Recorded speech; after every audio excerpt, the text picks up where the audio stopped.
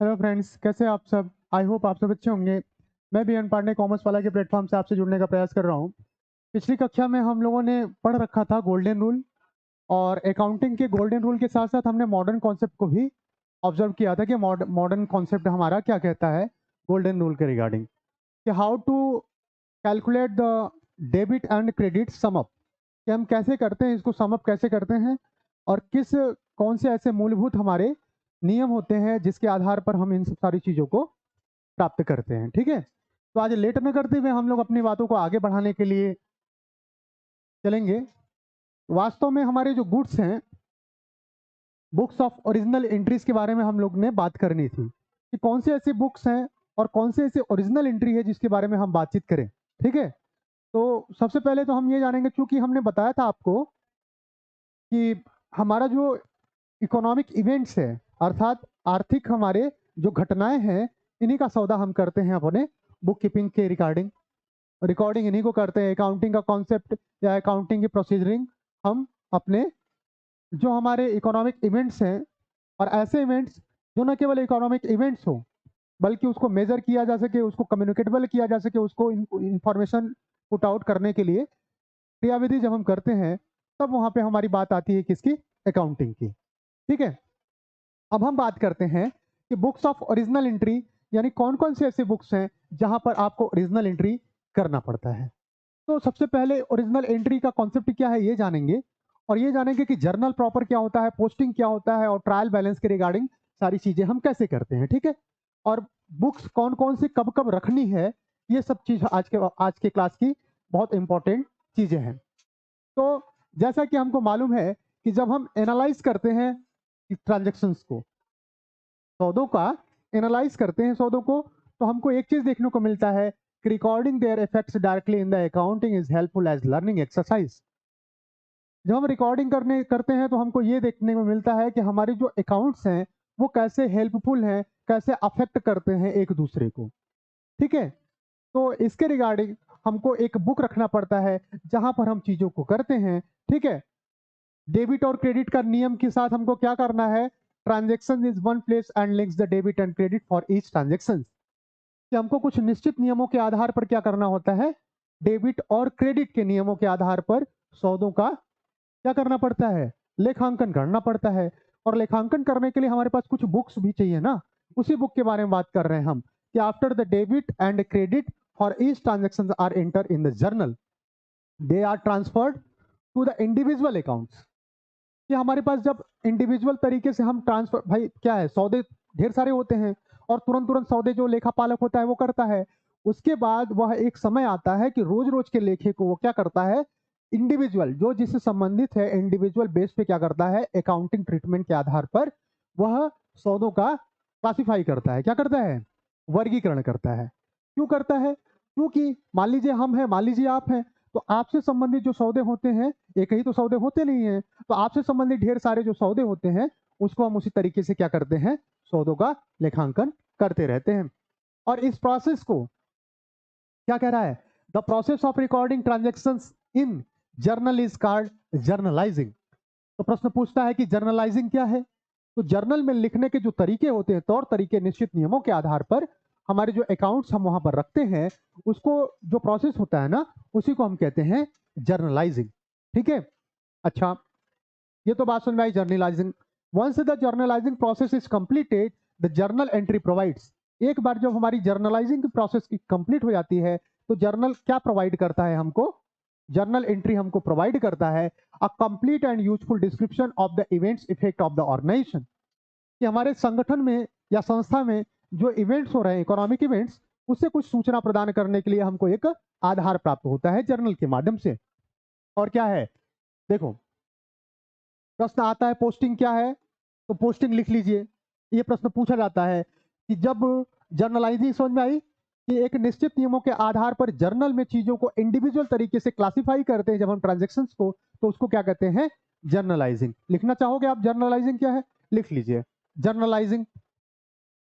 ऐसे ऐसे ही इंग्लिश में लिखिएगा, JOURNLISING। ये प्रोसेस है, लिखिए, बोल रहा हूं।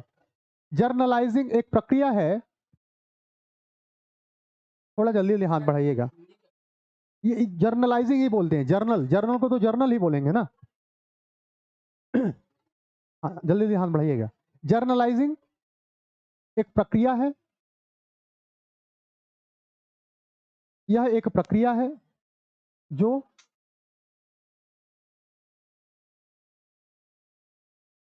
निश्चित नियमों के आधार पर, निश्चित नियमों के आधार पर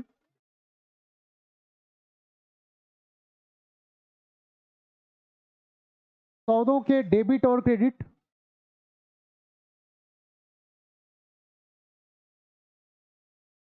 प्रारूप में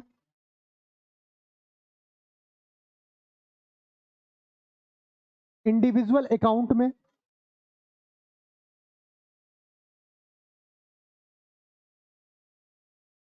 वर्गीकृत करने का प्रयास करता है। इंडिविजुअल अकाउंट मतलब कंसर्निंग अकाउंट, संबंधित खाते करने का प्रयास करता है। ठीक है, हो गया। अब हम बात करते हैं पोस्टिंग। तो लिख लीजिए पोस्टिंग क्या है, पोस्टिंग के बारे में भी बात करता है।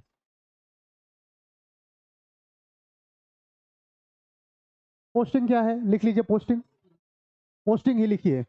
इसको हिंदी में ऐसे लिखा है, पोस्टिंग जैसे लिखते हैं वैसे लिखते हैं पोस्टिंग को, पोस्टिंग ये टर्मिनोलॉजी है ना, तो टर्मिनोलॉजी को हम इंग्लिश में ही जानते हैं, हिंदी में नहीं जानते। पोस्टिंग क्या है वो लिखिए। पोस्टिंग एक ऐसी प्रक्रिया है, पोस्टिंग एक ऐसी प्रक्रिया है जो जर्नल एंट्री, जो जर्नल एंट्री को संबंधित व्यक्तिगत खाते में, को संबंधित व्यक्तिगत खाते में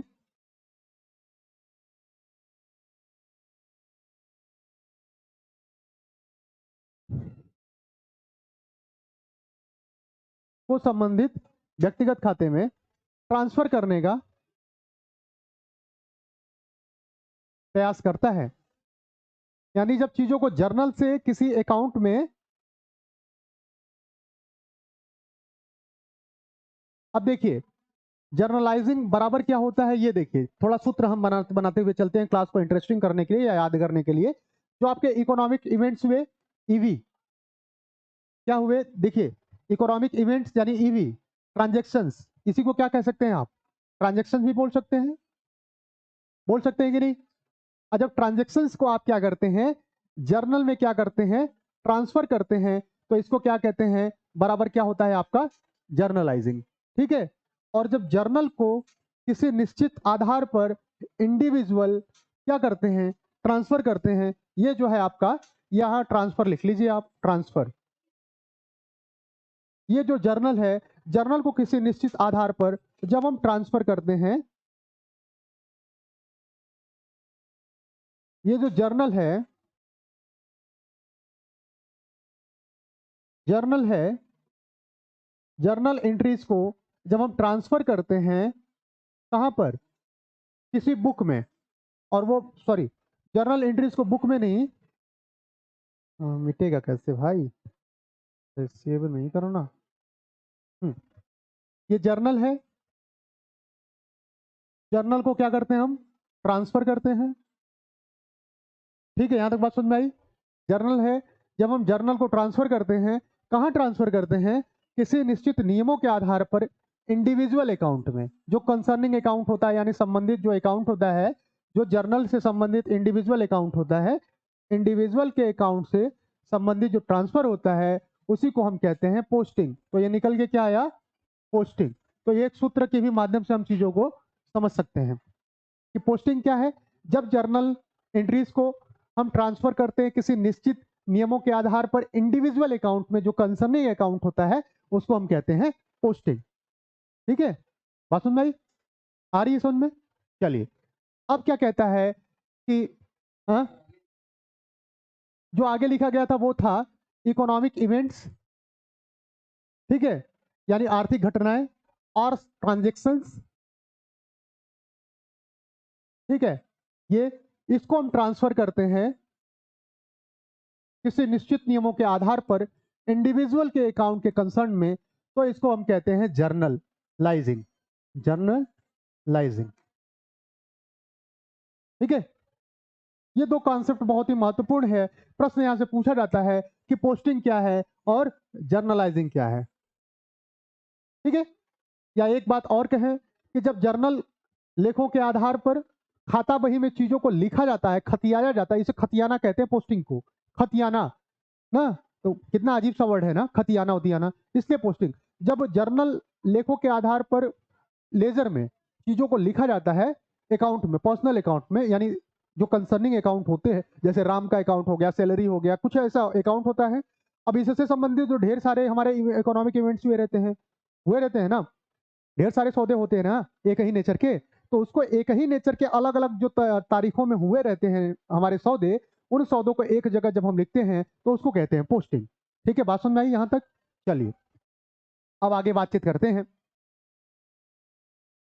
this sequence causes a journal to be called the book of original entry and the ledger account as the principal book of entry. ठीक है, तो प्रिंसिपल बुक ऑफ एंट्री क्या है? इसी को कहते हैं हम, जो प्रोसेस है इसी को book of original entry and the ledger account as the principal book of entry. तो बात यह आई, लेजर जो अकाउंट है, जो लेजर बुक है, उसे हम क्या कहते हैं? वह हमारा होता है प्रिंसिपल बुक ऑफ एंट्री।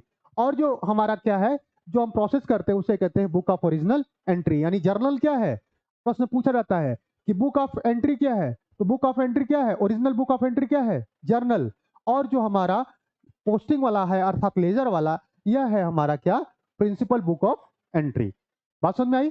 ये दो कॉन्सेप्ट आपको महत्वपूर्ण है, याद करना है। अब क्या है कि जर्नल प्रॉपर क्या होता है, कैश बुक क्या होता है, अदर डे बुक क्या होता है।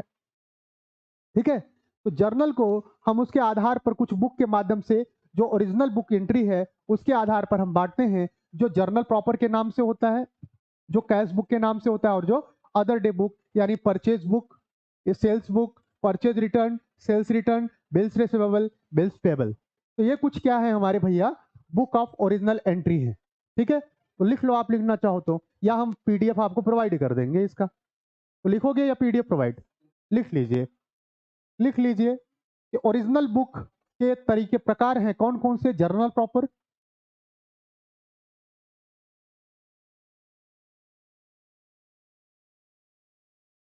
Cash book, sales return sales book, purchase return purchase book, bills receivable और bills payable. Purchase return purchase book मैं बोल रहा हूं ना। हाँ, जर्नल प्रॉपर के बाद sales book,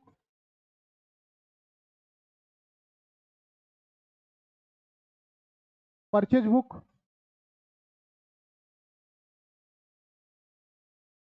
cash book, purchase return book, sales return book, bills receivable book, bills payable book. अब देखो, प्रश्न यहां से पूछा जाता है कि जर्नल किसे कहते हैं या जर्नल क्या है। हमेशा प्रश्न पूछा जाता है जर्नल क्या है। हो गया? अब देखिए जर्नल क्या है, इसके बारे में बात करते हैं। This is the basic book of original entry. Journal क्या है? Basic book of original entry है। पूछा जाता है कि अकाउंटिंग की बेसिक जो ओरिजिनल एंट्री की बुक है वह पोस्टिंग है, लेजर है, जर्नल है या ट्रायल बैलेंस है, तो उत्तर क्या होगा? जर्नल है। ठीक है, फिर क्या? In this book transactions are recorded in the chronological order. Chronological मतलब क्या? समसामयिक आधार पर। जो अकाउंट हमारे पास ट्रांजेक्शन पहले आया उसको पहले लिखते हैं, जो बाद में आया उसे बाद में लिखते हैं, उसको क्या कहते हैं? Chronological order. As and when they take places, मतलब जैसे ही वो किया जाता है उसी आधार पर लिखते हैं। Afterwards transaction from this book are posted to the respective account. उसके बाद जो ट्रांजेक्शन होता है वह उससे संबंधित अकाउंट में क्या किया जाता है? लिखा जाता है। Each transaction is separately recorded after determining the particular account to is debited or credited। जो प्रत्येक अकाउंट प्रत्येक ट्रांजेक्शन होता है उसको ट्रांजेक्ट करने के बाद हम यह आधार देते हैं कि हर जो हमारा ट्रांजेक्शन होता है वह कैसा हो? डेबिट हो, तो उसको उसके रेफरेंस अकाउंट में डेबिट और क्रेडिट के आधार पर लिख देते हैं। बात समझ में आई? अब क्या है, ये 5 कॉलम होते हैं, कौन कौन से, तो लिख लीजिए कि जर्नल में 5 कॉलम होते हैं, यह आप फिगर बना लीजिए, नोट करके लिखिएगा कि जर्नल में 5 कॉलम होते हैं। कौन कौन सा? पहला कॉलम डेट का, दूसरा कॉलम पार्टिकुलर का, तीसरा लेजर वैल्यू का, चौथा अमाउंट वाला डेबिट और पांचवा अमाउंट वाला क्रेडिट। ठीक है, जर्नल में 5 कॉलम होते हैं, प्रश्न पूछा जाता है। डेट में जिस दिन ट्रांजैक्शन हुआ वो लिखते हैं, पर्टिकुलर में विवरण लिखते हैं, लेजर फैलियो में लेजर फैलियो का नंबर लिखते हैं, और डेबिट और क्रेडिट अमाउंट तो आप जानते हो। ठीक है, 5 कॉलम बना लो, डेट, पर्टिकुलर, लेजर फैलियो, डेबिट क्रेडिट, डेबिट अमाउंट और क्रेडिट अमाउंट का कॉलम।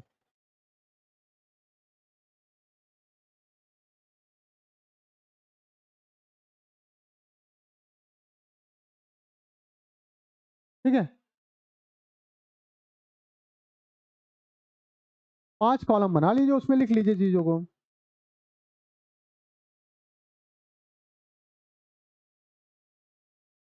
पहला कॉलम डेट का,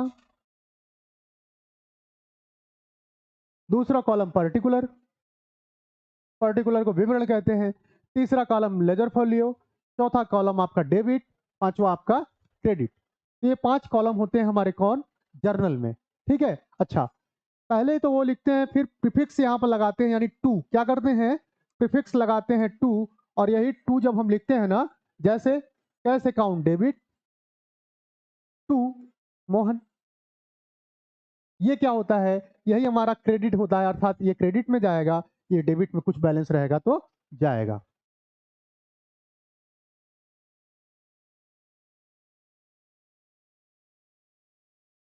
ठीक है। हम्म।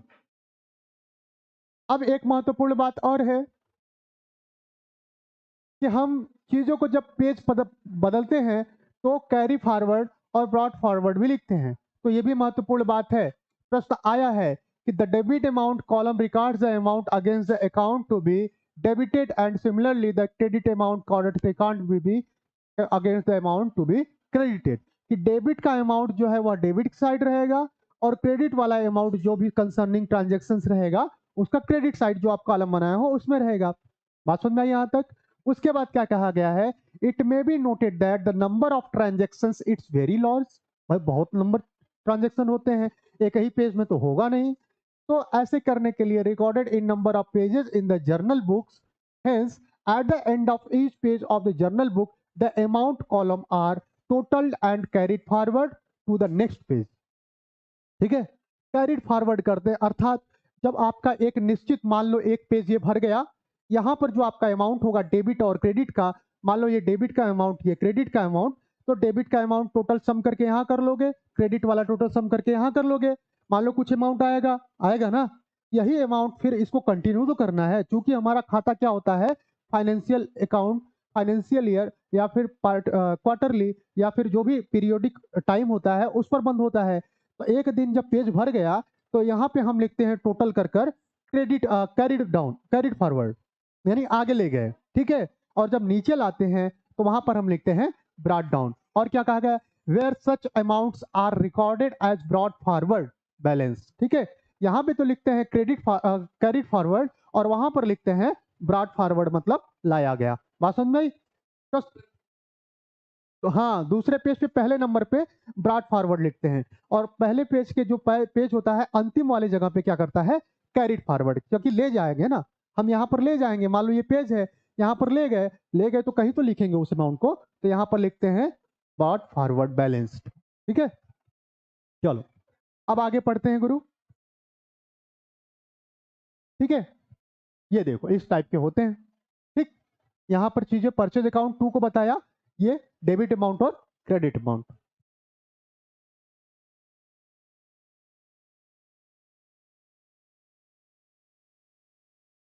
अब जो महत्वपूर्ण चीज है वही बताएंगे, हालांकि ये सब एकेडमिक के लिए है, तो आपके लिए महत्वपूर्ण ये नहीं है।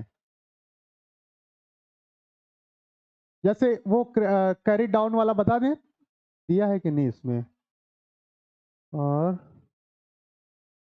नहीं दिया है, दिया रहेगा तो दिखा देंगे ना।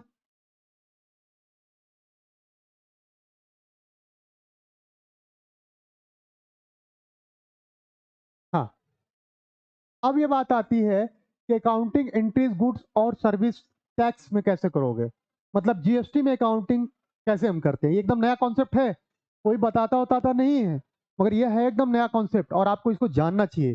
ठीक है, कि अकाउंटिंग हम कैसे करते हैं गुड्स और सर्विस ट्रीटमेंट में, तो ये भी ध्यान देना है।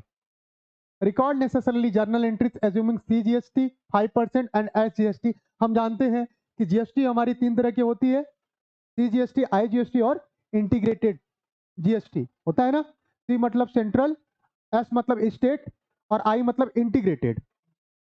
ठीक है, इंटीग्रेटेड मतलब सबको जोड़ के जो चीजें आती हैं। एसजीएसटी और सीजीएसटी अगर इनको जोड़ दिया जाए तो आईजीएसटी। ठीक है, ये दो तरीके के होते हैं, तीन तरीके के होते हैं। ठीक, ये भी हमको इसी तरीके से चीजों को वहां भी करना। अच्छा, इस तरीके की जो जर्नल एंट्रीज होती हैं इसे हम कहते हैं कंपाउंड जर्नल एंट्रीज। ठीक है, जहां पर एक से ज्यादा पक्ष हो और वह प्रभावित करे किसी एक अकाउंट को, तो ऐसे अमाउंट, ऐसे को क्या कहते हैं हम, कंपाउंड जर्नल एंट्री। नेचर इसका एक ही है, देखो, क्रेडिटर्स, क्रेडिटर्स डेबिट कर रहा है किसको, परचेज को, किसको कर रहा है, इनपुट जीएसटी सीजीएसटी को और इनपुट एसजीएसटी को, अर्थात एक से ज्यादा है ना यहाँ पर। तो ऐसे जो हमारे नेचर के होते हैं ट्रांजैक्शंस, इसको हम कहते हैं कंपाउंड जर्नल एंट्री। अब आगे बढ़ते हुए चलते हैं जल्दी से। हाँ, लेजर क्या है, लेजर क्या है ये देखते हैं। देख रहे हो ना, यहाँ पर सीजीएसटी, एसजीएसटी, आईजीएसटी है ना, आईजीएसटी। तो वही बात हम कर रहे हैं आपसे। चलो, अब जानते हैं लेजर क्या होता है।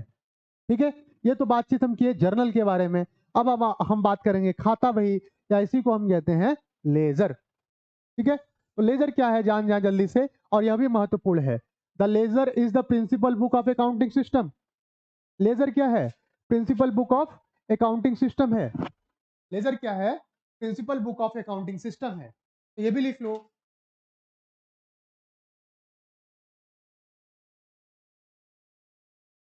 Laser is the principal book of accounting system. It contains different accounts where transactions relating to that account are recorded. Ledger क्या है, ledger principal book of accounting system है, यानी यह मुख्य जो है पुस्तक होता है किसी भी अकाउंटिंग सिस्टम का। ठीक है, अब देखो, अब लेजर को परिभाषित करते हैं कि लेजर क्या होता है। तो लिखिए, बता रहे हैं यह मुख्य बताया तो कि लेजर क्या है। अगर कहे it contains different, the ledger is the principal book of accounting system. हमने बता रखा है अकाउंटिंग सिस्टम, आपको बताया था वो सिस्टम याद है, चैनल याद है, उसमें लेजर था ना, तो यह मुख्य है ना, तभी तो उसमें था। लेजर की हिंदी खाता बही, मगर आप लेजर ही जाना करो। ठीक है, कुछ ऐसे टर्मिनोलॉजी होते हैं बच्चा जिसको आपको वही जानना चाहिए। ठीक है, इसीलिए तो कहते हैं ना, क्या होता है वो मतलब मैं हिंदी में बता दूंगा। देखिए, अब लेजर क्या है इसको आप लिखिए, लेजर को मैं लिखवा रहा हूं। Ledger is the collection of all the accounts. Ledger जो है, लेजर सभी खातों का क्या होता है, कलेक्शन होता है, समूह होता है। लेजर सभी खातों का समूह होता है। Ledger is the collection of all accounts debited और credited in the journal proper and various special journal.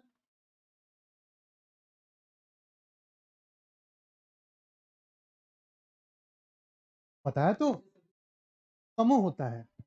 Laser जो है सभी खातों का समूह होता है, जो डेबिट और क्रेडिट के फॉर्म में, जो डेबिट और क्रेडिट के फॉर्म में,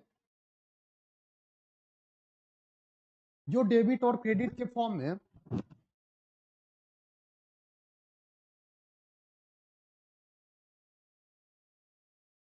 जर्नल प्रॉपर में लिखे जाते हैं।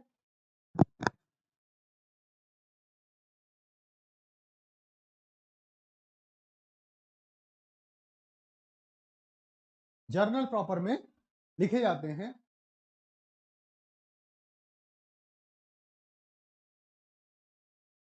ठीक है,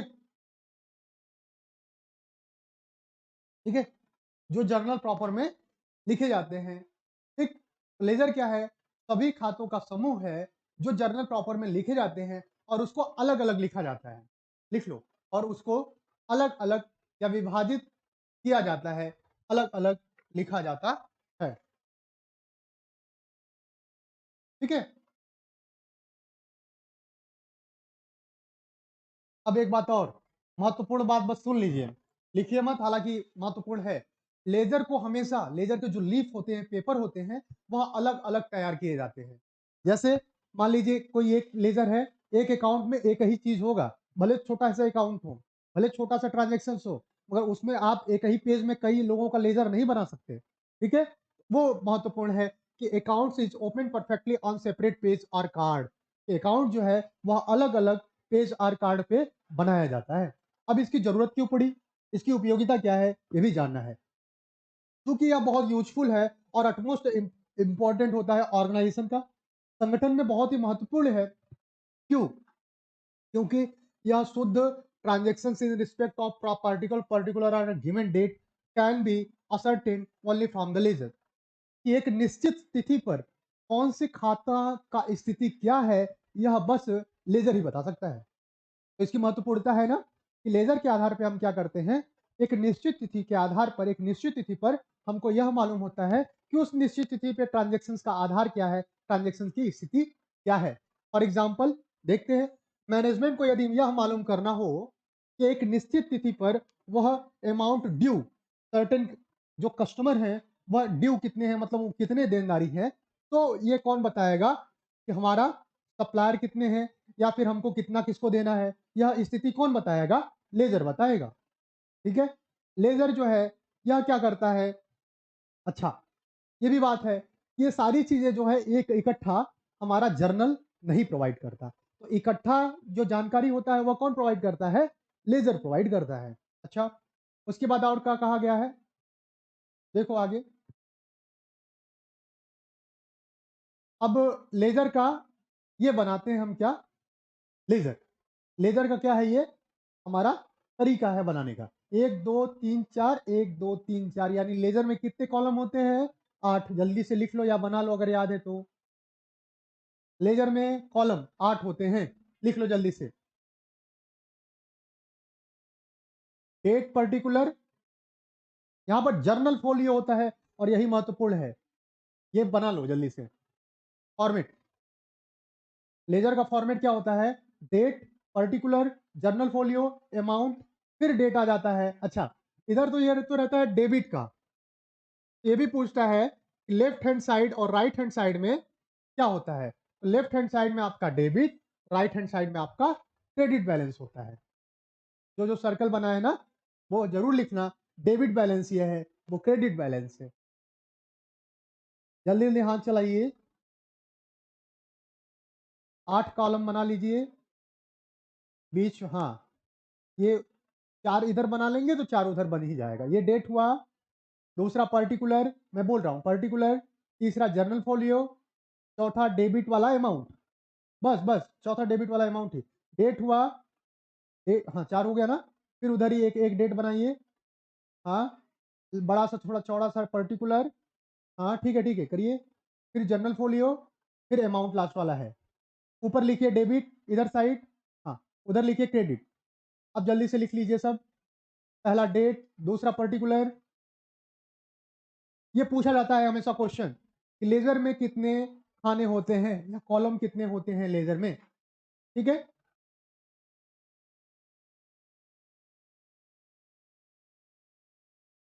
ठीक है। और सबसे ऊपर क्या रहता है? नेम ऑफ द अकाउंट रहता है, यानी जिसका अकाउंट हमको बनाना है वह यहाँ पर लिखा जाता है। तो नेम ऑफ द अकाउंट सबसे ऊपर, उसके बाद डेबिट का जो बैलेंस होता है वह डेबिट साइड में, क्रेडिट का जो बैलेंस होता है वह क्रेडिट साइड में लिखते हैं। चलिए आगे बढ़ते हैं भैया। ठीक है, आगे बढ़ते हैं जल्दी से। ये तो बातचीत हमने क्या किया, लेजर के बारे में। अब लेजर और जर्नल में क्या डिफरेंस है ये सुन लीजिए, ताकि बता तो चुके ही हैं, यही पूछा जाता है और यही से प्रश्न बनता है, आप लोग के लिए भी महत्वपूर्ण है भैया। क्या उत्तर होता है इसका, देखिए, चलिए कोई बात नहीं। लेजर और जर्नल में क्या डिफरेंस है, हम इसके बारे में बातचीत करेंगे और इसका उत्तर हमको कौन देगा, आप देखिएगा। जर्नल और लेजर में क्या महत्वपूर्ण है? The journal is the book of first entry, यानी ओरिजिनल एंट्री में अगर पूछे प्रश्न कि ओरिजिनल एंट्री या पहली एंट्री कहाँ होती है, तो आप क्या बताओगे?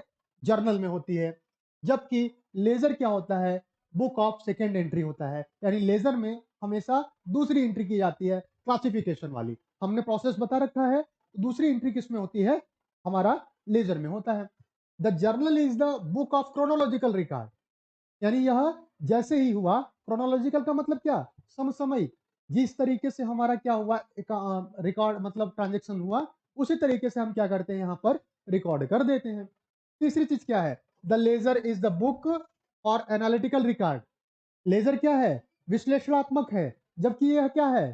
संश्लेषणात्मक है। लेजर क्या है? अलग करता है ना। जर्नल क्या है? यह भी पूछा जाता है यह प्रश्न कि लेजर की जो नेचर है वह कैसा है, तो लेजर का एनालिटिकल है, जबकि हमारा जो जर्नल है यह कैसा है? यह संश्लेषणात्मक है, अर्थात यह चीजों को जोड़ता है, ठीक है, क्रोनोलॉजिकल आधार पर। तीसरा महत्वपूर्ण अंतर क्या है? The journal as a book of source entry, यह क्या है? स्रोत है। अगर हमको कुछ भी करना है तो बिना जर्नल के हम कुछ नहीं कर पाएंगे। Where is greater importance as legal evidence than the ledger. अब यह प्रश्न आ सकता है कि यदि चीजें स्वीट में चली गई, मतलब हाई कोर्ट, सुप्रीम कोर्ट या फिर लोअर कोर्ट में चीजें चली गई, तो वहां पर किसको मान्यता मिलती है?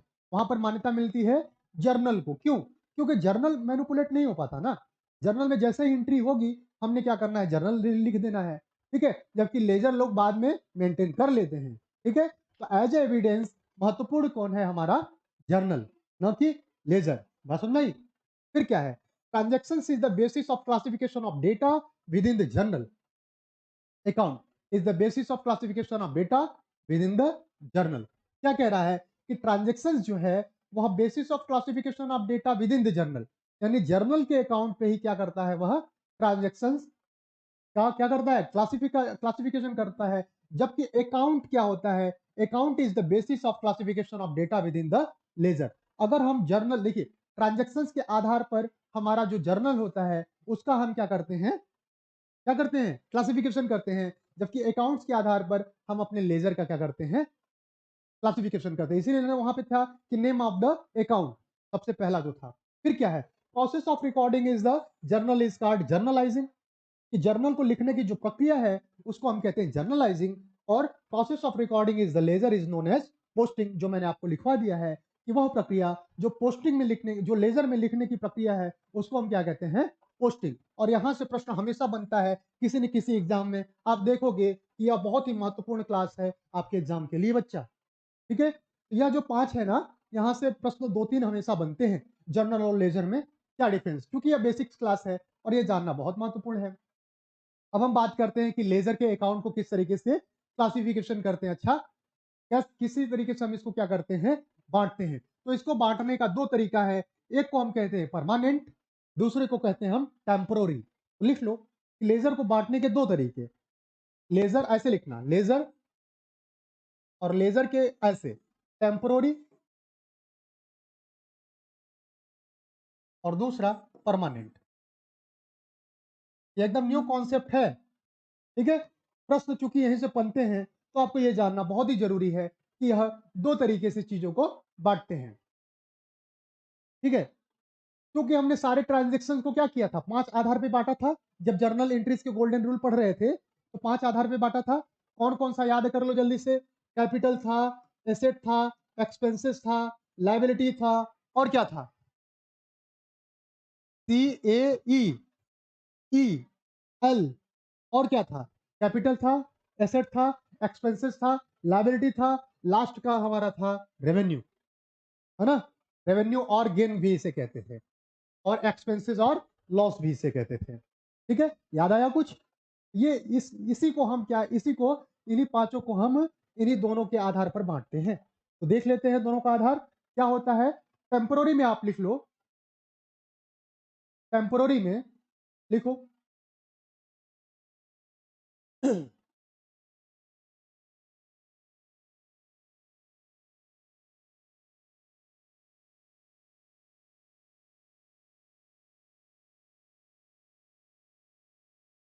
देखो टेम्पोररी में क्या लिखना है, रेवेन्यू और expenses accounts are temporary account, यानी दो अकाउंट जो होते हैं टेम्पोररी में आप लिख लो रेवेन्यू और एक्सपेंसेस। ये तो किसी को नहीं मालूम है ना कि रेवेन्यू कितना होगा, एक्सपेंसेस कितना होगा, किसी को नहीं मालूम ना कि आय कितना हो सकता है और व्यय कितना होगा, किसी को नहीं मालूम। तो इसलिए इसका आधार हम क्या देते हैं, रेवेन्यू एंड एक्सपेंसेस। जबकि परमानेंट में क्या है, जो बचता है उसको आप परमानेंट में लिख लो, कैपिटल, एसेट्स और लायबिलिटी। ठीक है,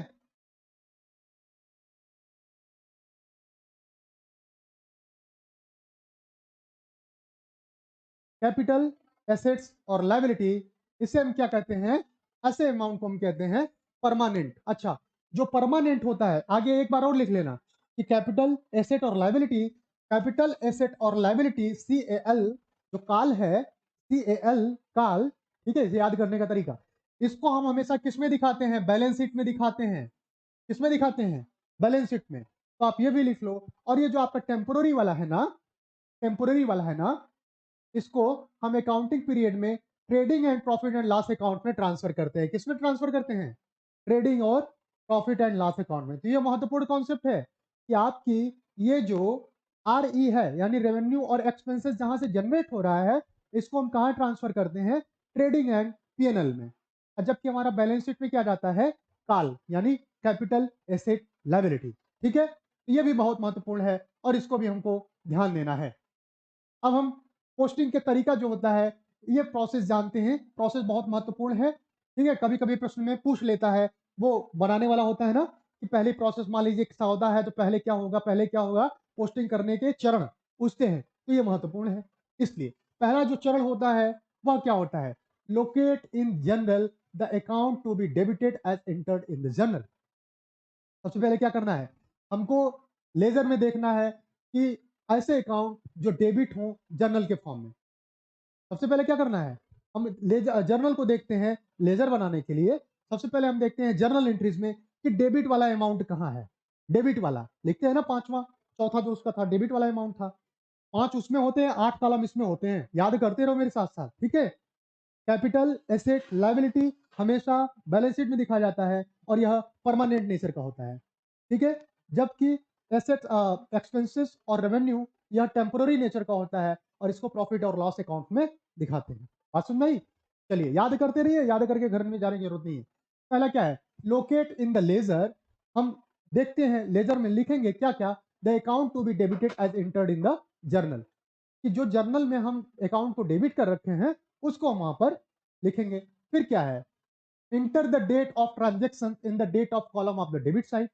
डेबिट साइड वाला पहले क्या था, अगर हम बनाते थे तो इधर तो डेबिट साइड था, इधर क्रेडिट साइड था ना, तो डेबिट का पहले तरीका है तो डेबिट में लिखेंगे जर्नल बनाने साइड। फिर डेबिट में डेट लिखते हैं, पहला तो डेट, पहले क्या पहचानना है ना, पहचान लिए, डेट लिख लिया। डेट के बाद क्या है, in the particular column right the name of the account.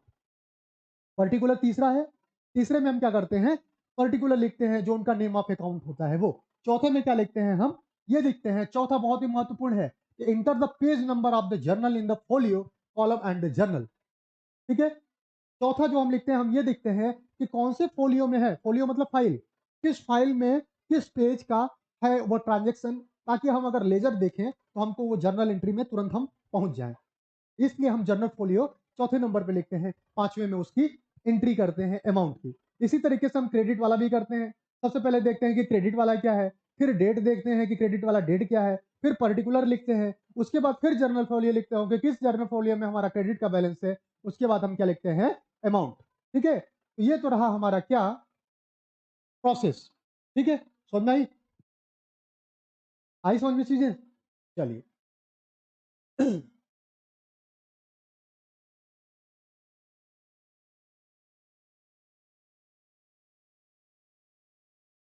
ठीक है, तो ये तो महत्वपूर्ण क्लास रहा हमारा, किससे संबंधित, जर्नल लेजर से संबंधित।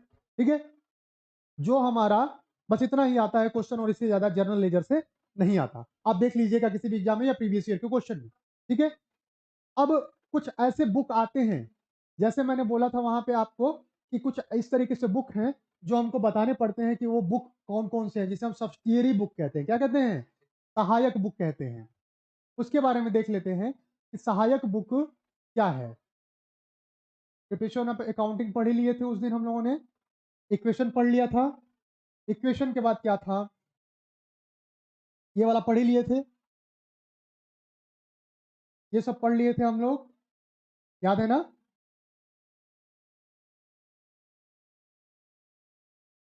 बुक ऑफ ओरिजिनल एंट्री से आज स्टार्ट किए थे, सारी चीजें हो गई।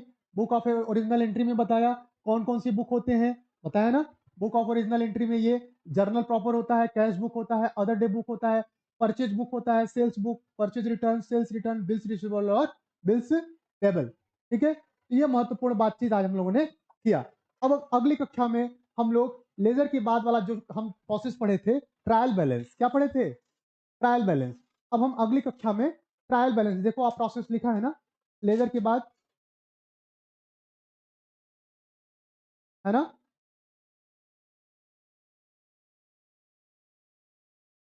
लेजर के बाद ट्रायल बैलेंस ही होगा, तलपट, है ना। अगली कक्षा में हम लोग उसके बारे में बातचीत करेंगे, ठीक है। तो कैसी लगी क्लास मित्रों, आई होप आप लोगों को क्लास बहुत मजा आता होगा हमसे पढ़ने में। फिर ऐसे ही मोहब्बत देते रहिए और पढ़ते रहिए आप लोग, और चैनल को सब्सक्राइब और लाइक जरूर करिएगा, ठीक है। Thank you so much class.